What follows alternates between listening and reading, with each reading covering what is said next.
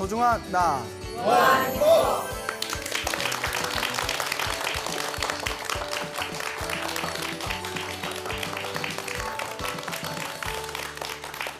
예, 만나서 반갑습니다.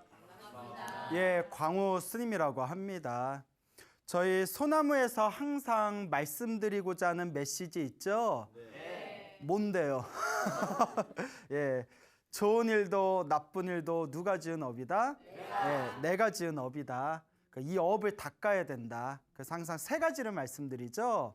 기도하고, 그 다음에 복을 짓고, 그 다음에 가장 중요한 게 마음을 잘 사용해야 된다. 이 마음을 잘 써야 된다. 결국 심법이라고 합니다. 무슨 법? 심법. 예, 마음 심자, 마음법이에요. 예, 결국 이 부처님의 팔만대장경의 모든 가르침을 한 글자로 압축시키면 마음 심자가 된다고 합니다. 그러니까 이 기도하고 복을 짓고 이 마음을 잘 쓴다면 여러분들의 나쁜 애구는 점점 소멸할 것이고 여러분들의 행복을 가져다주는 좋은 선업과 공덕의 기운은 널리 증장될 것입니다. 근데 결국 중요한 거는 자기가 수행을 해야 돼요. 무엇을 해야 된다? 자기가 수행을 해야 된다. 자기가 닦고 자기가 수행하는 것이 가장 중요하다는 것을 끊임없이 명심하시길 바랍니다. 과거에 있었던 일이라고 합니다. 오래전에 어느 부잣집에 큰 부잣집에 딸이 하나 태어났다고 합니다.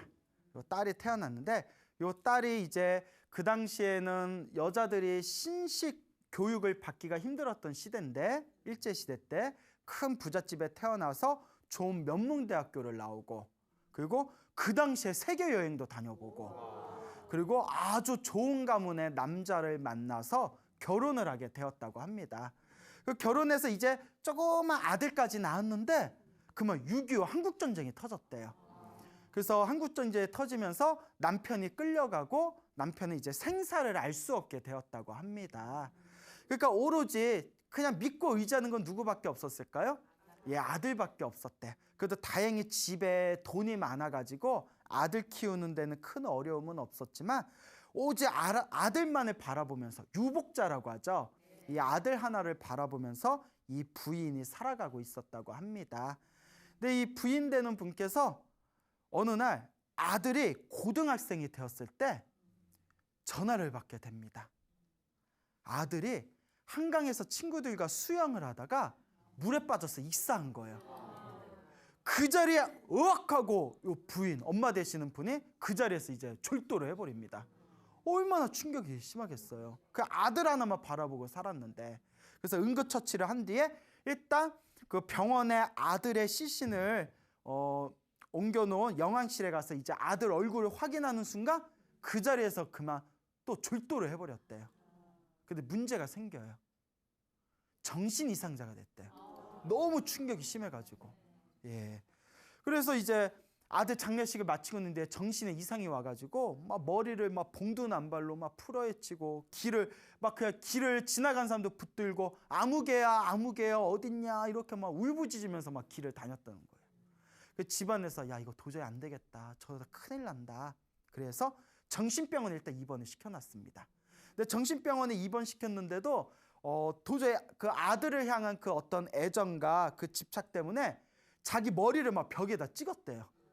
그럼 막 머리에서 막 온몸이 막 피투성이가 되고 막 아무개야 아들 이름 부르면서 그러다가 병원에서 계속 약 먹고 치료를 받으니까 많이 안정이 됐는데 거의 폐인처럼 돼버렸답니다. 뭐 지금도 그렇지만 옛날에는 또 정신과 약이 독했잖아요. 그래서 막 약 먹고 이러다 보니까 이제 거의 폐인 상태가 돼버렸는데 일단 정신적으로 어떤 막 크게 거칠고 위협적인 행동이 많이 가라앉았기 때문에 이제 가족들이 의논을 해서 자 이제 병원에 이제 입원해야 될 시기는 지난 것 같고 지금 정신이 몽롱한 상태니까 저기 경치 좋고 공기 좋은 절에다 모시자. 절에 가면 또 마음의 안정을 찾지 않겠냐. 그래서 이렇게 큰 절에다가 이제 시주를 해가지고 거기 이제 그 부인을 절로 옮기게 됩니다. 이제 절에 있다 보니까 처음에는 한동안 절에 있으면서도 폐인처럼 멍했대요. 그러다가 공기 좋고 물 좋고 경치 좋고 스님들 독경 소리 돌리고, 그러니까 점점 마음의 안정을 찾아가면서 이제 어느 정도 사람들과 의사소통할 수 있는 수준까지가 회복이 되었답니다. 그리고 원체 이제 머리가 똑똑한 분이었기 때문에 이제 사람들과 의사소통할 정도로 마음이 많이 안정된 상태에서 자꾸 스님들 법문을 듣게 되었대요. 뭐 절에 있으면 뭐 할 거예요? 그렇잖아요. 뭐 옛날처럼 뭐 스마트폰이 있어요, 인터넷이 있어요, 뭐 TV가 있어요. 심삼유국에 들을 거라고는 꾀꼬리 소리랑 스님들 법문밖에 없잖아요. 그러니까 자꾸 스님들 법문을 듣다 보니까 처음에는 무슨 말인지 하나도 모르겠더래요. 그렇잖아요. 갑자기 생전 듣지도 않은 갑자기 스님들 법문 들으면 뭐 도가 어떻고 뭐 공이 어떻고 뭐 색즉시공 공즉시세하고 뭐 안욕따라 쌈약 쌈보리 하면 뭐 보리밥은 이게 뭐 안욕따라 쌈약 뭐 뭐야 뭐 새로 나온 보리쌀 품종인가 뭐 그러니까 뭐 헷갈리잖아요. 뭐 수보리 금강경 보면 수보리 하거든요. 수보리 하니까 뭐야 수보리는 뭐야? 아우 자꾸 보리 하니까 맥주 한 잔 마시고 싶다 막 이러면서 예? 아니 그러니까 뭐 예를 들어서 뭔 말인지 하나도 모르는 거예요. 근데 이제 자꾸 이제 듣다 보니까 스님들 이제 인과업보 법문을 듣게 됩니다. 과거 전생에 지은 업은 반드시 이번 생에 받게 되고, 이번 생에 지은 업은 좋은 업이든 나쁜 업이든 반드시 다음 생에라도 받게 된다.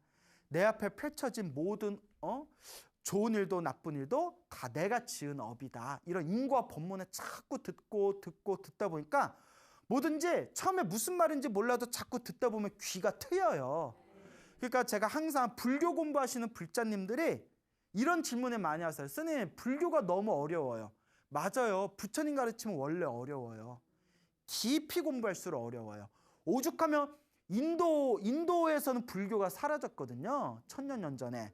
인도 불교가 사라진 가장 큰 이유가 뭐 이슬람 침공 뭐 이런 그러니까 책에 나오기도 하지만, 어떤 학자는 불교가 너무 어려워서 사라졌다는 말도 있어요. 불교 교리가 너무 어려워서 민중들의 외면을 받았다. 그만큼 아주 고도의 어떤 철학과 사상과 교리를 담고 있는 게 부처님의 가르침이거든요. 근데 스님 불교 공부하다 보면 너무 어려워요 할 때마다 제가 항상 드리는 말씀이 자꾸 들어라. 뭐 해라? 들어라. 이렇게 들지 말고 예? 아이고 무거워 그러니까 들지 말고 자꾸 들으라고요. 말귀를 못 알아들어. 예? 들으라고. 듣다 보면 어떻게 된다? 귀가 트여요. 그 신기해요. 귀가 트입니다. 자, 그러니까 요 부인도 자꾸 스님들 법문 듣다 보니까 뭐가 트였다? 귀가 트인 거예요. 자꾸 이제 귀가 트이다가 어느 순간에 이렇게 스님도 있고 사람도 있는 데서 법문 듣다가 갑자기 스님 제 전생을 알겠습니다 이러더래요. 스님 제가 전생에 술집 며느리였습니다 이러는 거예요. 그 사람들이 이 여자 또 왜 이러나, 이 여자 또 정신 나갔나. 그 사람들이 걱정스러워하니까 가서 뜬금없이 자기 전생에 술집 며느리였다고 그러니까 진짜라고 하면서 갑자기 사람들 앞에서 버선을 벗어가지고 오른쪽 발에 복숭아뼈 있잖아요. 복숭아뼈를 보여주는데 거기에 빨간 점이 하나 찍혀 있더래요. 빨간 점이. 스님 까마득하게 잊고 있었는데 스님들 법문 듣다가 제가 옛날에 묵혔던 오래전에 잊어버렸던 기억이 떠올랐습니다 이러는 거예요. 그게 무슨 말인고 하니 자기가 엄청나게 큰 부잣집에 이제 아이로 태어났잖아요. 딸아이로 태어났는데 자기가 태어났던 날 저녁에 왜 어수룩한 노인분이 연세 드신 노인분이 이렇게 자기 집 대문 앞에 찾아와서 문을 막 두들기더래요. 그러니까 나가봤더니 누구시오? 나가봤더니 예, 저 지나가는 사람인데 궁금한 게 있어서 왔다고. 혹시 이 집에서 오늘 아이가 태어나지 않았습니까? 이러는 거예요. 아이가 태어났는데 왜 그러시오? 아니 아이가 태어났는데 그런 걸 왜 물어보시오? 하니까 그러면 그 혹시 오른발 여기 복숭아뼈 있는 밑에 빨간 점 있는지 확인 좀 해달라고 제발 부탁한다고. 우리 같으면 뭐야? 뭐 하고 좀 이상하게 봤을 텐데 옛날 사람들 더 순진하잖아요. 또 정들이 있잖아. 노인 잠깐 기다려 보시오 하면서 이제 사랑채를 안 내려줬대요. 무슨 사연이 있나 싶어서 여기서 기다리라고 한 뒤에 오늘 태어난 아기의 오른발을 싹 봤더니 복숭아뼈에 정말 희미하게 빨간 점이 딱 찍혀 있더래요. 놀래가지고 이제 그 부잣집의 주인 되시는 그 새로 태어난 아이의 이제 할아버지 되시는 분이, 이제 할아버지 되는 분이 다 가가지고 그 노인을 만나게 됩니다. 그래, 오늘 아기가 태어난 건 어떻게 알았고, 한 번도 보지 못한 우리 아기의, 오늘 태어난 아기의 그 복숭아뼈 밑에 빨간 점이 있는 건 어떻게 알았어? 그 얘기를 듣고 노인이 대성통곡을 하더래요.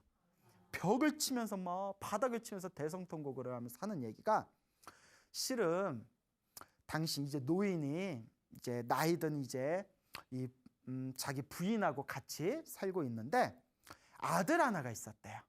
근데 이 아들이 젊었을 때 이제 결혼을 해서 장가를 가서 며느리를 하나 받았는데, 이 아들이 돈 벌겠다고 만주 땅에 가가지고 그만 실종이 돼버렸다는 거예요. 그 행방불명이 된 거예요. 만주 땅에서 살았는지 죽었는지 이제 모르잖아요. 그러니까 이제 요 혼자 남은 요 며느리가, 그러니까 다른 애들 같으면 애도 없겠다, 그냥 제가 할 수도 있는 상황이잖아요. 근데 제가 어머니, 시부모님, 제 부모님처럼 모시겠습니다 하면서 이제 시부모님을, 나이 드신 시부모를 이 며느리가 모시는데 먹고 살 길이 없으니까 술집을 열었대요. 조그만 선술집을 열었는데 이제 뭐 기본 자금도 없고 가난하니까 술을 팔 때 술에다가 물을 타서 팔았대요. 말 사람들한테 술에다 물을 타서, 그러니까 사기죠. 그래서 물을 타서, 그러니까 이제 마시면 왜 이렇게 밍밍하냐? 아줌마 여기는 왜 이렇게 술이 밍밍해요? 아이고 몸에 좋아서 그런 거야. 깨고, 우리 술은 깨고 나면 머리가 안 아파. 그리고 또 사람들 그런가? 막 이러면서 예? 그래서 이제 술에다 물을 타서 팔고, 사람들 속여서 팔고, 안주도 뒷산에다 덫을 놔가지고 그 짐승들, 새끼든 뭐든 그냥 다 잡아들여가지고 그걸로 살생을 해서 그걸로 안주를 해가지고 술집을 운영했다는 거예요. 근데 예나 지금이나 이제 뭐 남자들 또 그런 거 있잖아요. 저서 젊은 과부가 술집 한다니까 뭐 이렇게 막 이러면서 과부가, 젊은 과부가 술집을 해? 그래서 그럭저럭 먹고 살았대요. 단골들이 있어가지고. 예. 그래서 이제 그럭저럭 시부모님을 정성껏 아주 그냥 효부로서 효도를 지극정성으로 이제 시부모님을 모시다가 추운 겨울에도 힘들게 장사하다가 감기가 걸려버렸대요. 감기에 걸려서 그걸 그때 이제 치료를 했어야 되는데 계속 일하다가 그게 폐렴으로 변진 거예요. 옛날 폐렴 무섭잖아요. 나중에는 이제 기침을 하면 입에서 피가 튈 정도였대요. 그러다가 며느리가 세상을 떠나버립니다. 그 시부모님이 너무나 안타깝고 한스러워서 대성통곡을 하면서 장례를 치렀는데, 몇 달이 지난 뒤에도 요 시부모님이 요 아들을 잃은 것보다 더 슬픈 거예요. 피 한 방울 안 섞였지만 누구보다도 우리를 아껴줬는데 며느라기야 그렇게 한탄을 하면서 몇 달이 지났는데, 어느 날 요 할아버지 꿈에 며느리가 나타난 거야.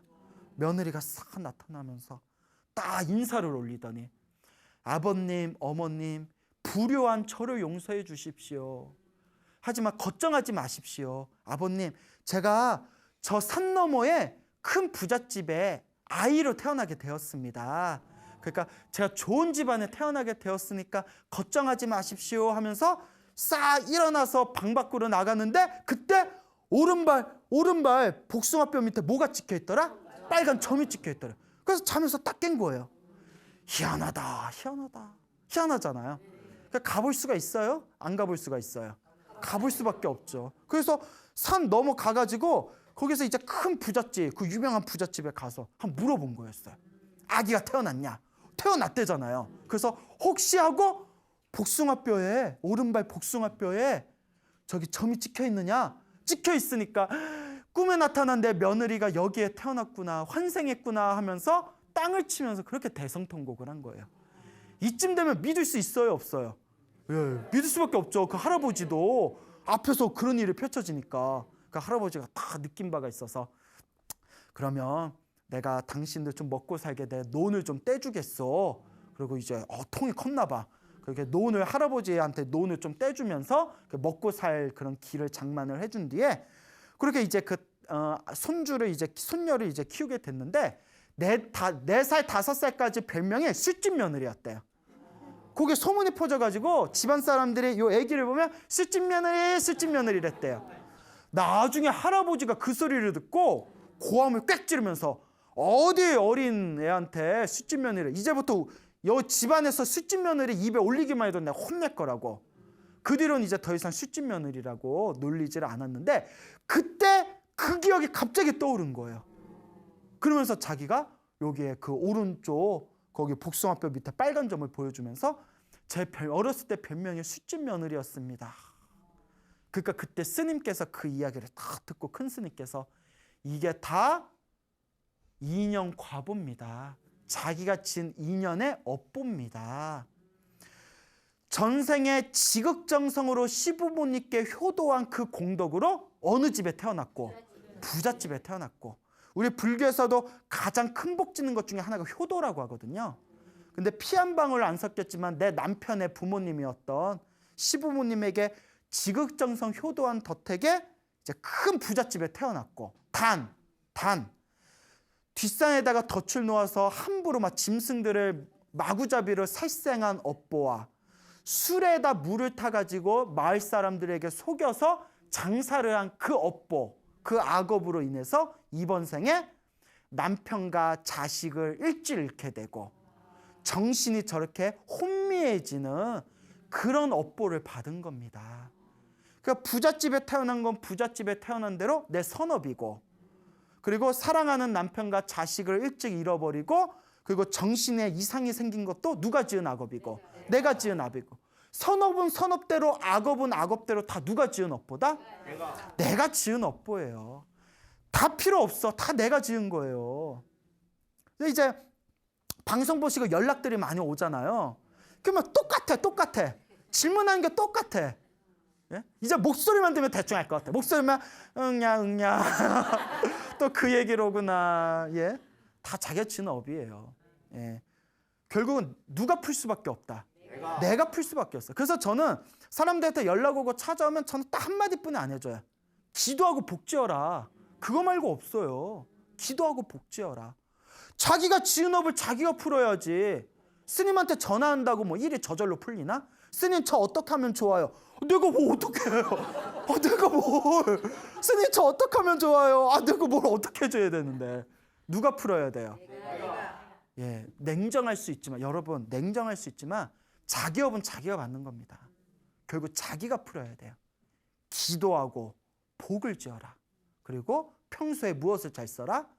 마음을 잘 써라. 굉장히 중요한 겁니다. 아시겠습니까? 네. 자, 그래서 이 이야기를 들으신 그 부인 되시는 분이 무릎을 딱 치면서 전생에 지은 업을 이번 생에 받고 이번 생에 지은 것을 미래 생에 받는다라는 것을 제가 이제는 100% 믿겠습니다. 그리고는 마음이 완전히 회복이 되셨대요. 그리고는 이제 사회에 나오셔서 널리 좋은 일을, 평생 동안 좋은 일을 하셨다라는 그런 아름다운 이야기가 전해지고 있습니다. 그러니까 여러분들의 삶을 한번 보세요. 여러분들 이렇게 살다 보면 좋은 일 생길 때도 있죠. 나쁜 일 생길 때도 있죠. 좋은 일 생기면 와 내가 잘나서 그렇지 뭐 이러고, 나쁜 일 생기면 내 조상이 뭔 짓을 했길래 조상 탓하고. 아니에요. 다 누가 지은 업이다? 내가 지은 업입니다. 이해 가십니까? 내가 지은 업이에요. 누가 풀어야 된다? 네, 반드시 내가 풀어야 된다는 걸 명심하시길 바랍니다. 알겠죠? 네. 머나먼 과거에 있었던 일이라고 합니다. 옛날에 어느 용맹한 장군이 있었대요. 용맹한 대장군이 있었는데, 이 장군, 부귀영화를 누리던 이 장군에게는 눈에 넣어도 안 아프는 아들 삼형제가 있었대요. 어찌나 잘생기고 똑똑하고 힘도 좋은지 사람들이 다들 쑥덕쑥덕대면서 야, 대장군의 씨앗은 다르구나. 저 삼형제도 언젠가 이 나라를 지탱하는 큰 장수가 되겠구나. 그렇게 칭찬이 자자했던 그런 가문의 자랑거리인 삼형제, 아들 삼형제가 있었는데, 어느 날 이 아들이 쑥쑥 자라다가 한날 한시에 이 삼형제가 갑자기 죽어버립니다. 이 삼형제가 갑자기 죽어버려요. 한날 한시에. 이게 웬일이에요. 한 명만 죽어도 난린데. 삼형제가 그러니까 한날 한시에 갑자기 죽어버리니까 요 장군도 실성을 해버린 거예요. 장례식을 마치고 실성을 한 거예요. 너무나 아들을 보고 싶어서 막 실성을 해가지고 길에 막 뛰쳐들어가지고 막 머리를 막 풀어헤치고 옷을 막 다 막 찢어 발기면서 지나간 사람들한테 내 아들 어딨냐, 내 아들 어딨냐, 내 아들 어딨냐, 누가 내 아들 데려갔냐, 누가 내 아들 데려갔냐고 막 시비를 거는 거예요. 막 자꾸 막 길을 막 왔다 갔다 하면서 길거리에서 지나간 사람들한테 내 아들 찾아달라고, 내 아들 누가 데려갔냐고, 내 아들 어디 갔냐고 자꾸 시비를 거니까 보다 못해서 어떤 사람이 지나가다가 염라대왕한테 따지시오 이랬대요. 누구한테 따져라? 염라대왕한테 따져라. 그렇잖아요. 염라대왕한테 따져라. 염라대왕이 데려갔잖냐. 염라대왕한테 따져라. 이 말 듣고 요 장군이 머리가 번쩍거리더래요. 맞아. 누구한테 따져야지? 염라대왕한테 따져야지. 맞아. 내 염라대왕한테. 그러면서 이번에는 지나간 사람들한테 염라대왕이 어딨냐. 염라대왕이 어딨냐. 이제 염라대왕을 막 찾으러 다니는 거예요. 전국 방방곡곡으로 다니면서. 어디 갈 때마다 염라대왕 어디 있습니까? 염라대왕 어디 있습니까? 막 거짓골을 해가지고. 그다음 어느 깊은 이제 산 속에 어느 절에 지나가다가 노스님을 만나게 됩니다. 편안하게 보이는 그 자비롭게 생긴 노스님을 만나는 순간 자기도 모르게 스님, 슈님, 염라대왕 어디 있습니까? 염라대왕 만나면 어디로 가야 됩니까? 이러니까 스님께서 다 보더니 왜 그러시오 하고 대화를 하면서 이제 자초지종을 알게 됩니다. 그 염라대왕을 만나면 아들 삼형제를 찾으려고 그러느냐. 아들 삼형제 찾으려고 그런다. 그러면 내가 염라대왕을 만나는 비법을 가르쳐 주겠다. 대신 할 수 있겠냐? 하겠습니다. 그래? 그러면 내가 뒷방을 하나 줄 테니까 밥 먹는 시간, 그 화장실 가는 시간 빼고는 방에서 벽만 보고 오직 관세음보살만 불러라. 잠도 자지 말고 그냥 밥 먹을 때랑 화장실 갈 때 빼고는 그냥 벽만 보고 오직 누구만 불러라? 관세음보살. 그냥 관세음보살만 불러라. 그러면 관세음보살이 누구를 데려다 줄 것이다? 염라대왕을 만나게 해줄 것이다. 그러니까 쓰면 됩니까? 내가 야, 스님이 뻥치겠냐? 한번 해보든가 이러면서 그래서 뒷방을 줬어요. 뻥은 안 친 대신 뭘 줬어요? 뒷방을 줬어요. 그래서 이제 뒷방에 가서 이제 뻥은 뻥인데 뒷방이야. 자 이제 앉아가지고 벽을 보면서 관세음보살을 계속 밥 먹고 화장실 가고 그 이제 잠을 안 자니까 꾸벅꾸벅 졸겠죠. 꾸벅꾸벅 졸다가도 관세음보살. 밥 먹다가도 관세음보살. 계속 관세음보살 하다가 점점 관세음보살이 일념이 됩니다. 그냥 우물에다가 벽돌을 던지면 벽돌이 쭉 내려가듯이 관세음보살이 하나로 쫙 이어지는 거예요.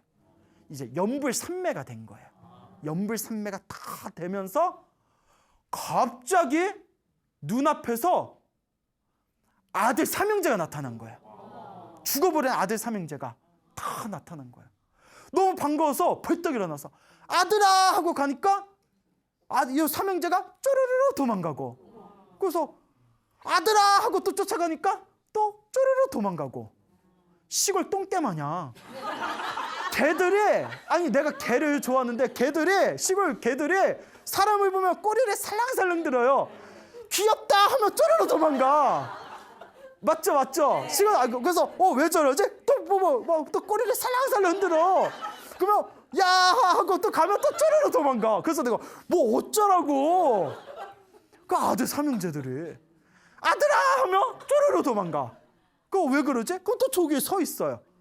아들아 하면 또 쪼르르 도망가. 그래서 아들아 왜 그러니 하는데 갑자기 아들 삼형제가 피투성이로 된 병사복을 입고 피투성이가 돼가지고 자기를 노려보는 거예요. 세 명이 순간 깜짝 놀라서 장군이 왜 그러지? 하고 깜짝 놀라다가 자기도 모르게 옛날 기억이 떠오른 거예요.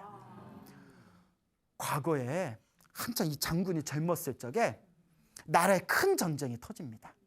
큰 전쟁이 터져가지고 근데 이 전쟁이 오랫동안 지속된 거예요. 끝날 줄 모르고 몇 년 동안 지속되다 보니까 막 탈영병들이 속출을 합니다. 그러다가 그날따라 또 누가 탈영을 했대요.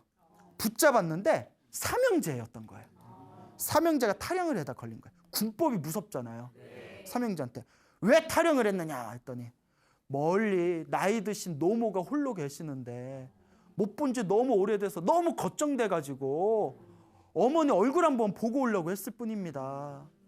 용서하소서. 군법에 따라서 너희들을 처형하겠다. 그 삼형제가 부들부들 떨면서 서로 자기 잘못이니까 서로 형제들이 서로 저마다 자기가 대신 죽을 테니까 나머지 형제들을 살려달라고 서로 저마다 애원을 하는 거예요.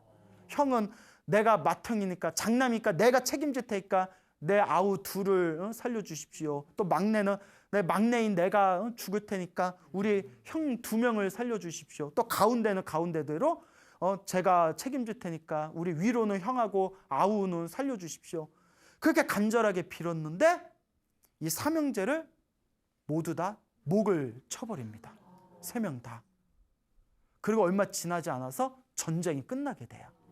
그리고 당당하게 개선장군으로 집안에 이제 집으로 돌아오게 됐는데 집에 돌아오고 나서 얼마 되지 않아서 연달아서 아들 삼형제를 낳았던 거예요.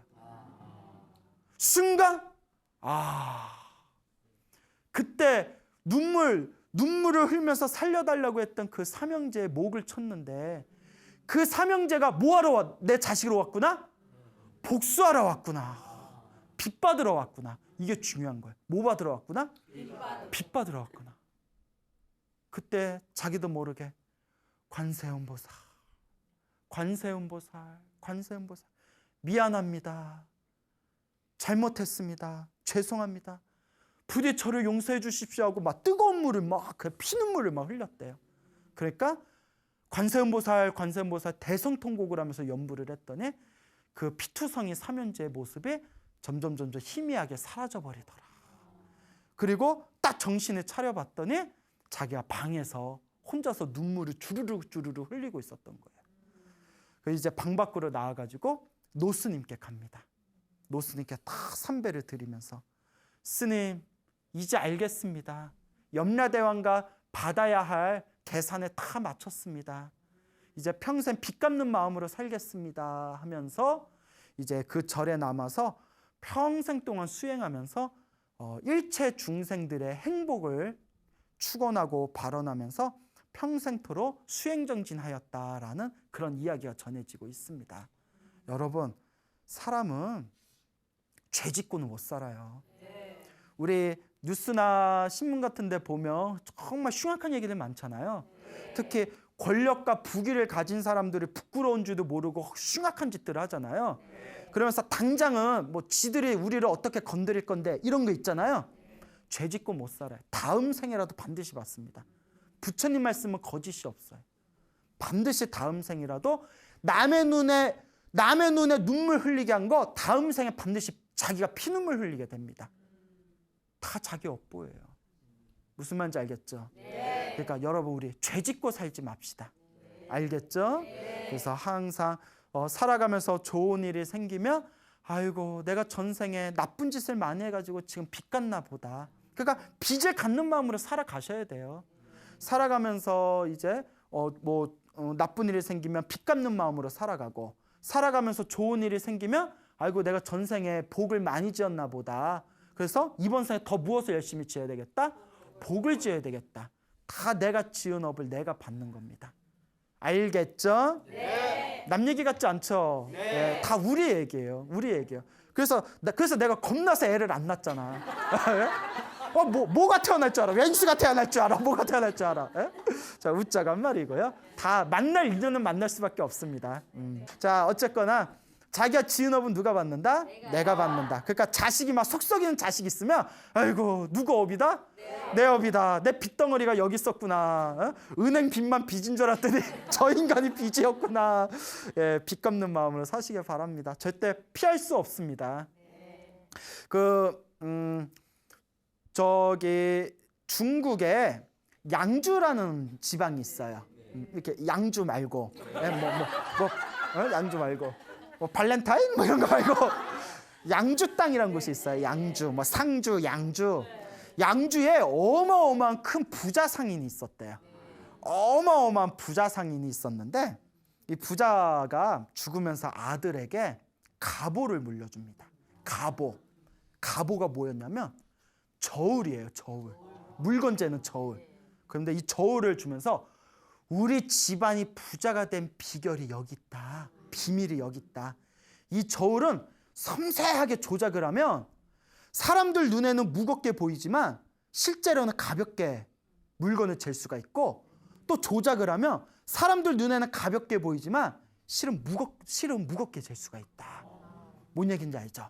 그러니까 저울을 조작할 수 있는 거예요. 그걸로 돈을 벌었던 거예요. 차세 이익을 남겨가지고.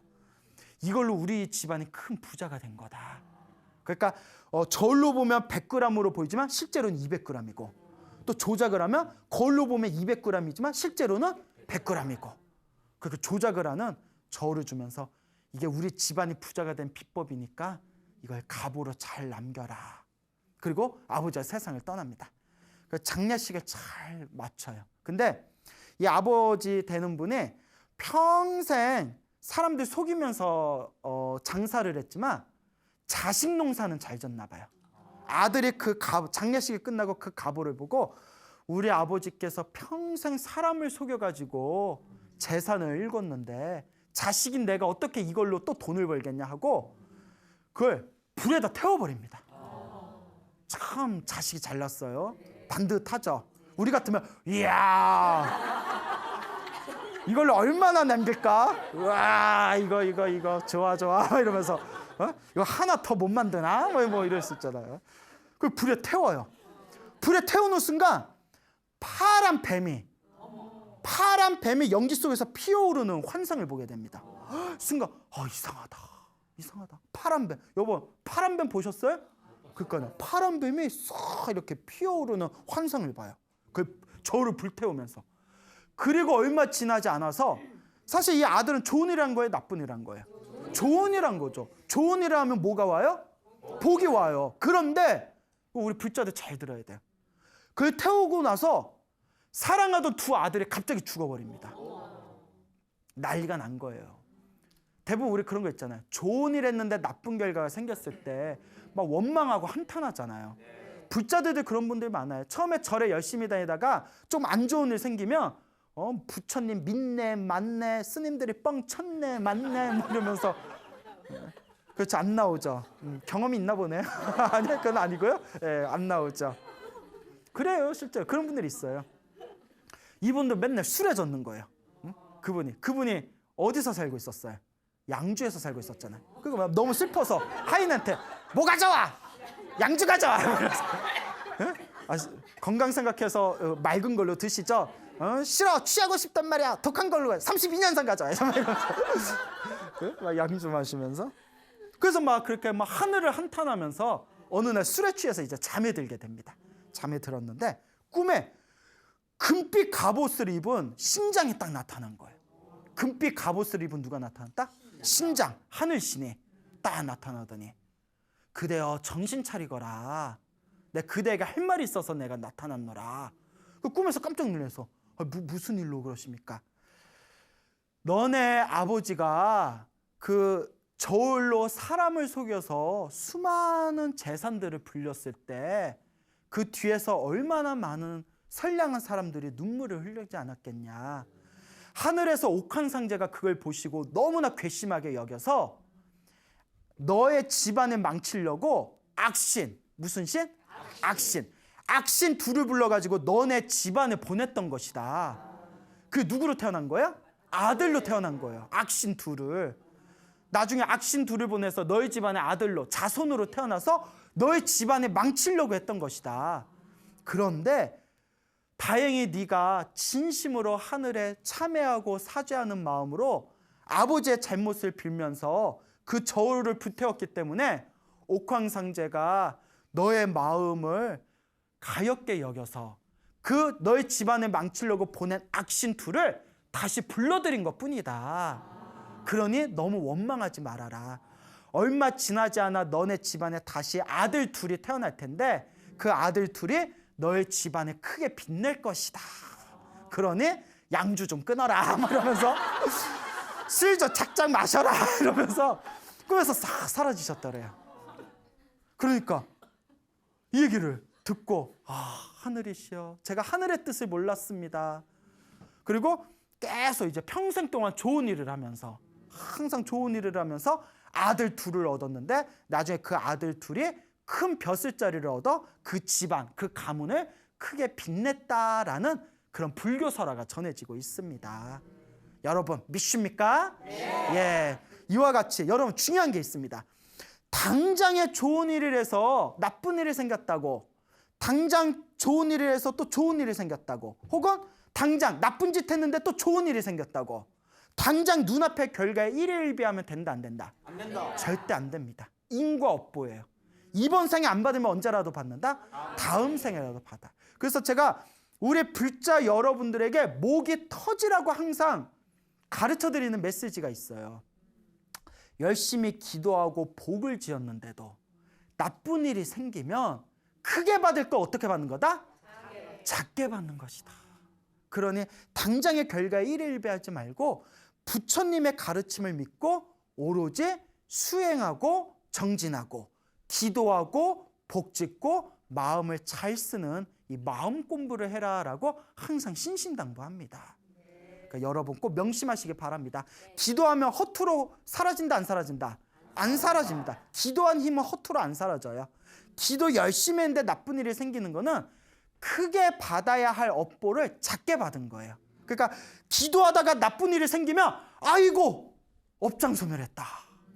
무슨 말인지 알겠죠? 네. 기도 열심히 했는데 다리를 삐걱해가지고 만약에 다리가 부러졌다.